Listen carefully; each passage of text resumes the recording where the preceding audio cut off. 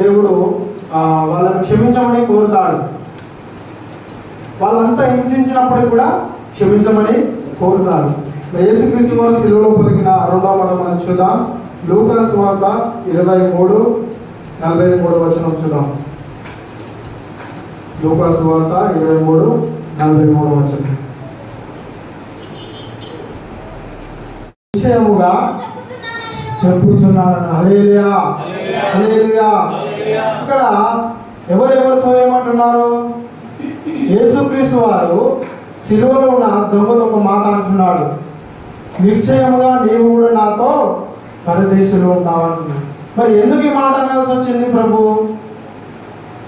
ఎందుకు ఈ మాట అనాల్సి వచ్చిందో మనం 39 నుంచి చూస్తే మనకు అర్థమవుతుంది.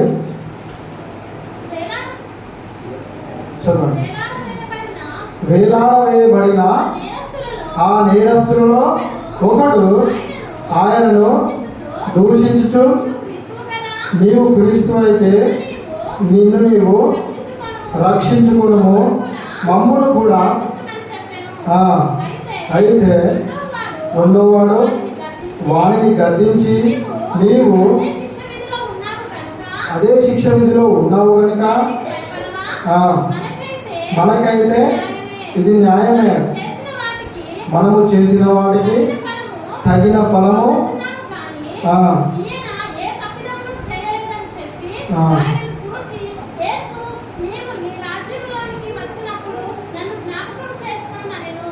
లేదు, ఎక్కడికి చెప్పకూడదమ్మా.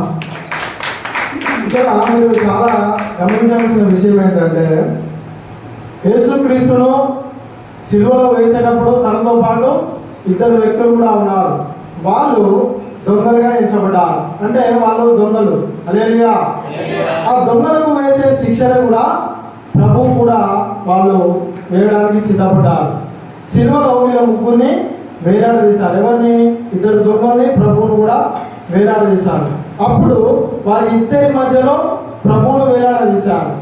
యేసుక్రీస్తును వారిద్దరి మధ్యలో వేలాడదీసినప్పుడు మొదటి దొంగ అంటారంట కదా, నువ్వు యేసుక్రీస్తువే కదా, నువ్వు దేవుడవైతే నిన్ను నువ్వు రక్షించుకొని మమ్మల్ని కూడా రక్షించమని అన్నారు. నువ్వు దేవుడవైతే నిన్ను రక్షించుకొని నన్ను కూడా రక్షించమని ఆ మొదటి దొంగ ఎప్పుడైతే అన్నాడో, రెండవ దొంగ అతన్ని చూసి ఏమన్నాడో తెలుసా? హల్లెలూయా, హల్లెలూయా. అతను చూసి మనము చేసిన పాపములకు, మనము చేసిన పనులకు, మనము చేసిన ప్రతి దానికి మనకు తగిన శిక్ష విధించబడింది. ఇది మనకు న్యాయమే, మనకి ఇలా జరగడం న్యాయమే. నువ్వు దేవునికి భయపడవా అని అడుగుతున్నాడు. కానీ ఈయనలో ఏ పాపము లేదు, ఏ తప్పిదము లేదు. అయినప్పటికీ ఈయన ఈ శిక్షకు అర్హుడు కాదు. ఈ శిక్షకు అర్హుడు ఇచ్చినప్పటికీ తండ్రి వీరు ఏం చేయించున్నారో వీరిని క్షమించు, వీరు ఎరగారు కనుక వీరిని క్షమించమన్న మాట విన్నాడు. ఇంత కఠినంగా శిక్షించినప్పుడు కూడా వాళ్ళను క్షమించమంటున్నాడంటే అయ్యా ఖచ్చితంగా దేవుడు అని తెలుసుకున్నాడు. ఆయనకు చివరి క్షణం, ఆ రెండవ దొంగ చివరి క్షణంలో ఉన్నాడు, మరణించడానికి సిద్ధంగా ఉన్నాడు. అప్పుడు తన మనోనేత్రం వెలిగించబడేది, మనోనేత్రం తెరవబడ్డాడు. అయ్యో, ఇప్పుడు నేను రక్షణ పొందకపోతే, ఇప్పుడు నేను అంగలార్పకపోతే, ఇప్పుడు నేను పాపమును ఒప్పుకోకపోతే నా పరిస్థితి ఏంటని తనకు అర్థమైంది. ఆ మాట చిన్నదే కావచ్చు, కానీ అందులో ఉన్న మర్మం చాలా గొప్పది. నీ రాజ్యంలో నన్ను కూడా జ్ఞాపకం చేసుకోమన్నాడు. అసలు ఆయనకు ఎట్లా తెలిసింది? ఈయన దాంట్లో ఒక రాజ్యం ఉందని ఎట్లా తెలిసింది? ఇతడు ఒక దేవుడు అని ఎట్లా తెలిసింది? అంటే తాను చేస్తున్న అక్కడ హింసించినప్పటికీ కూడా మొదటి మాటలో తనను క్షమించమని చెప్పిన ఆ యొక్క మాటలో నిజంగా దేవుడిలో ఉన్న లక్షణాలు తను చూశాడు. ప్రపంచంలో ఎంత హింసించినప్పటికీ కూడా క్షమించగలిగే వ్యక్తి ఎవరైనా ఉన్నారంటే యేసుక్రీస్తే. అదే ప్రపంచంలో వచ్చిన చివరి అవకాశాన్ని, చిన్నపడే అవకాశాన్ని దాన్ని సద్వినియోగపరుచుకొని పరలోక రాజ్యాన్ని పొందుకున్న వ్యక్తి ఎవరైనా ఉన్నారంటే రెండవ దొంగ. చివరి గడి అతనికి, ఆ చివరి గడిలో కూడా తాను ఏం చేశాడంటే నిత్య జీవాన్ని పొందుకున్నాడు. హల్లెలూయా, హల్లెలూయా. మనం ఇక్కడ మత్తయి బందిపోటు దొంగలను ఆయనను నిందించి హల్లెలూయా. అంతకు ముందు అందరూ నిందించారండి. అక్కడ ఉన్న ప్రజలు నిందించారు, అక్కడ ఉన్న రాజులు సైనికులు అందరూ ఏలన చేస్తున్నారు. అప్పుడు ఈ దొంగలు కూడా నిందించిన సందర్భం మనం చూస్తున్నాం. కానీ ఈ యొక్క దేవుడు తాను ఎంత శిక్షించినప్పటికీ దాన్ని భరించే దాన్ని చూసి రెండవ దొంగకు మనోనేత్రం వెలిగించబడ్డాయి. మీకు ఒక డౌట్ రావచ్చు, వారు రక్షణ పొందుకోలే కదా, బాప్టిజం తీసుకోలే కదా, ప్రభు బలిలో పాల్గొనలే కదా, ఎప్పుడు ప్రార్థన చేయలే కదా, ఎప్పుడు సన్నిధానానికి రాలే కదా, ఎప్పుడు దశభాగం తీయలే కదా, ఎప్పుడు కానుకలు తీయలే కదా, అసలు ఆయన ప్రార్థన చేసిన జీవితమే కాదు ఏ విధంగా రక్షణ పొందుకున్నారని మీకు డౌట్ రావచ్చు. కానీ చూడండి, ఆ యొక్క దొంగకు అది ఒక చివరి గడియ. ఆ దొంగకు చివరి గడియ. ఆ చివరి గడిలో తాను ఏం చేశాడు? పశ్చాత్తాపడ్డాడు కనుక నిత్యరాజ్యాన్ని పొందుకున్నాడు.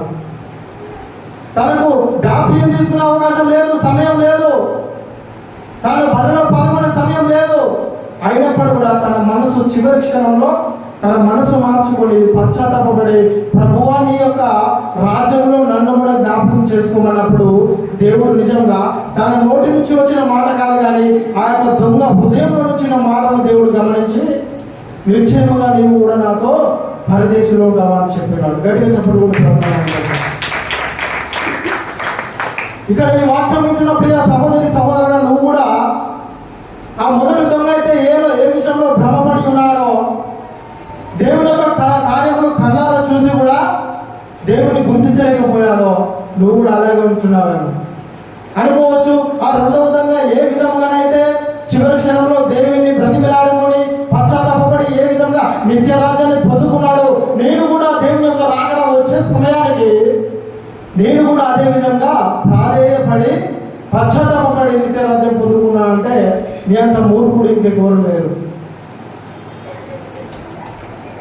నువ్వు క్రైస్తవ్యంలోకి వచ్చి ఎన్ని సంవత్సరాలు అవుతుందో, ఎన్ని ప్రసంగాలు విన్నావో ఒక్కసారి జ్ఞాపకం చేసుకున్నావా?